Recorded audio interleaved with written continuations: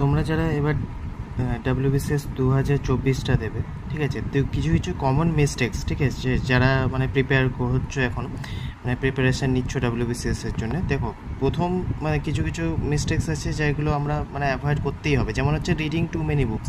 যেমন দেখো প্রিপারেশান নেওয়াকালীন তোমাদের হয়তো এখন মানে অনেকজন ইউপিএসসি অ্যাসপিরেন্ট আছো, তারাও মানে WBCS-এর জন্য পড়ছো, তো অলরেডি তোমরা অনেকগুলো বই পড়ছো, ঠিক আছে। বেসিক কিছু বই আছে যেগুলো, যেমন ধরো একটা হার্ডলি মানে ধরো তুমি বলবে যেমন হিস্ট্রিটা WBCS-এ তুমি যদি দেখো মানে একটু বেশি মানে প্রায়োরিটি দেওয়া হয়, তো সেখানে দুটো বই তোমার থাকতে পারে, ঠিক আছে, কারণ কি ইন্ডিয়ান ন্যাশনাল মুভমেন্ট পুরো ইন্ডিয়ান হিস্ট্রি পুরোটা থাকবে, তো সেক্ষেত্রে তোমাকে হয়তো দুটো বই থাকতে হবে। কিন্তু বাকি জায়গার যদি তুমি আমাকে জিজ্ঞেস করো, তাহলে তুমি বেশিরভাগ ক্ষেত্রে মানে একটা বই তোমাকে দেখতে হবে, ঠিক আছে।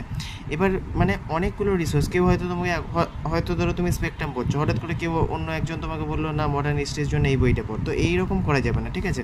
তো প্রথম মিস্টেক্স আমাদের অ্যাভয়েড করতে হবে রিডিং টু মেনি বুকস। তোমার যেটা রিসোর্স আছে তুমি সেটার উপরই স্টিক থাকো, ঠিক আছে। ওইখানটা থেকে ইভেন তুমি নিজের নোটস যদি বানিয়ে থাকো, সেটার থেকে বেটার কিছু হতে পারে না। নিজের নোটস যদি এতদিন বানিয়ে থাকো, অবভিয়াসলি সেই নোটটা বারবার পড়ো, বা কোনো কোচিং মেটেরিয়ালসে যদি তুমি নোট পড়ছো সেটাও তুমি মানে দেখতে পারো।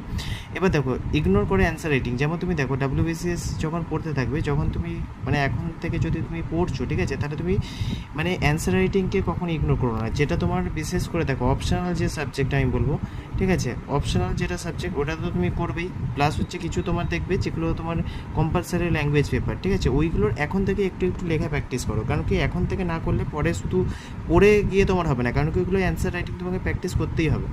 আরেকটা যেটা কমন মিস্টেক্স কিছু থাকে, নো রিভিশন। মানে বেশিরভাগ লোককে মানে স্টুডেন্টরা অ্যাসপিরেন্টরা কী করতে থাকে, পড়তে তো থাকে কিন্তু রিভিশন করে না। তো আজকে ধরো তুমি আজকে কথার কথা বলছি, ধরো 3-4টে সাবজেক্ট পড়লে, ঠিক আছে, তো 3টে সাবজেক্ট ধরলাম আমি, তো 3টে সাবজেক্ট 2 ঘন্টা করে পড়েছো। কালকে তুমি প্রথম সকালে ঘুম থেকে উঠে, ঠিক আছে, কী করবে, ওই 3টে সাবজেক্ট যে 3টে পড়েছো সেই 3টে তুমি খালি রিভিশন করবে। তো আজকে আমি পড়বো নতুন একটা টপিক, কালকে আমি আবার রিভিশন করবো, ঠিক আছে।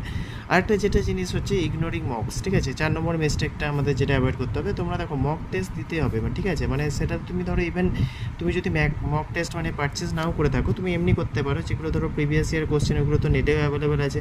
তোমার কাছে বিভিন্ন বই যদি থাকে সেখানেও দেখবে মক টেস্ট অ্যাভেলেবেল, তো তুমি ওই মক টেস্টও বারবার মানে তুমি নিচে দিতে থাকো, সেটা বারবার রিভিশন করতে থাকো। তাতে কী হবে, তোমার যে মানে কীরকম তোমার রেডি হয়েছে, কোন জায়গাটা তোমার উইক পয়েন্ট আছে, সেগুলো তুমি ভালো করে বুঝে যাবে, ঠিক আছে, ওই মক টেস্টের থ্রু দিয়ে। আর তুমি যেগুলো ধরো তোমার মনে হবে উইক, তুমি যেগুলো ভুল করেছো সেগুলো তুমি আবার রিভিশন করতে পারবে, ঠিক আছে। তো এটা খুবই হেল্পফুল হবে, ঠিক আছে। তো এই মিস্টেক্সগুলো অ্যাভয়েড করলে দেখবে ভালো তোমার রেজাল্ট হবে। Thank you everyone, thank you.